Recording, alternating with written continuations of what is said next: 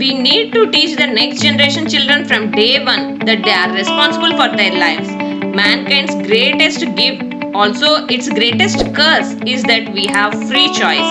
We can make our choices built from love or from fear. ये उन दिनों की बात है जब पांडव वनवास में थे। पांडव भाई युधिष्ठिर वेदव्यास के आश्रम गए और अपनी सारी तकलीफों को वेदव्यास को बताया और अपना राज्य पुनः पाने का कोई उपाय बताने को कहा।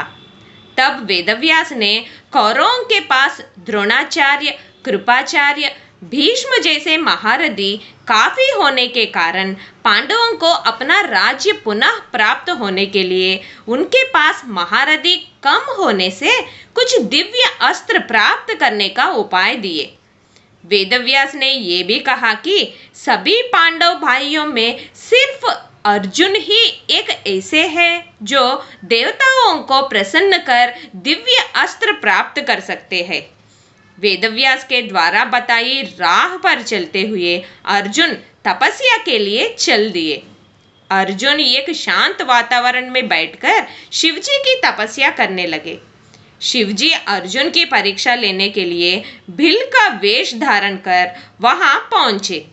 तब भी वहां एक दैत्य सुअर का रूप धारण कर अर्जुन के पास दिखा। उसको देखते ही शिवजी बाण छोड़ा। उसी वक्त अर्जुन ने भी सुअर पर बाण छोड़ा। एक ही बार दोनों के बाण लगने से सुअर मर गई।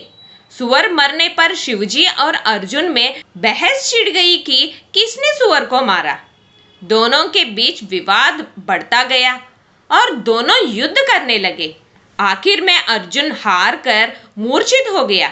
कुछ समय बाद अर्जुन की मूर्छा टूटी और सामने भील मुस्कुराते हुए दिखा। अर्जुन भील की अपार शक्ति से आश्चर्यचकित हो गया और अर्जुन भील को मारने के लिए अपार शक्ति प्राप्त करने के लिए शिवजी की मूर्ति पर फूलों की माला डाला तो भील के गले में चले गई। तब अर्जुन समझ गए कि भील स्वयं भगवान शिवजी है। शिवजी अर्जुन के तपस्या से खुश होकर अनेक कठिनाइयों का सामना करने पर ही फल प्राप्त होगा कहकर अर्जुन को पाशुपतास्त्र दिया। इसके बाद सभी देवता वहां पर आकर अर्जुन को इंद्रलोक जाने को कहा। इंद्रलोक में रहते हुए इंद्र की सहायता से अर्जुन देवताओं से मिले सारे दिव्यास्त्रों के प्रयोग की विधि को हासिल कर ली। फिर इंद्र ने अर्जुन को चित्रसेन नामक एक गंधर्व से नृत्य संगीत की कला सीखने को कहा। एक दिन की बात है जब अर्जुन चित्रसेन के पास नृत्य और संगीत सीख रहे थे, तब भी वहां इंद्र की अप्सरा उर्वशी पहुंची। अर्जुन को देखकर मोहित हो गई और विवाह करने का प्रस्ताव रखी। इस पर अर्जुन उर्वशी को मना करते हुए कहा कि उर्वशी उनके वंश पुरुवंश की जननी है, क्योंकि अर्जुन के पूर्वज ने उर्वशी से विवाह कर वंश गौरव बढ़ाया। इस कारण अर्जुन उर्वशी को जननी मानकर प्रणाम किया। उर्वशी अर्जुन के बातों से दुखित होकर गुस्से में अर्जुन को नपुंसक रहने का श्राप देकर वहां से चले गई।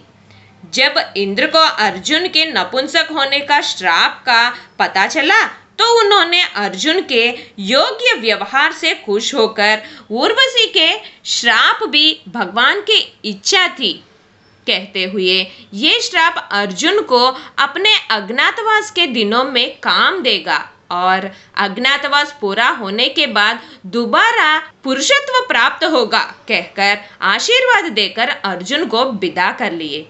उर्वशी के इस श्राप के कारण ही अर्जुन अपने 12 साल वनवास के बाद 1 साल अज्ञातवास के समय पर विराट राजा के आस्थान में बृहन्नला नामक किन्नर बनकर विराट राजा के पुत्री उत्तरा को संगीत नृत्य कला सिखाया।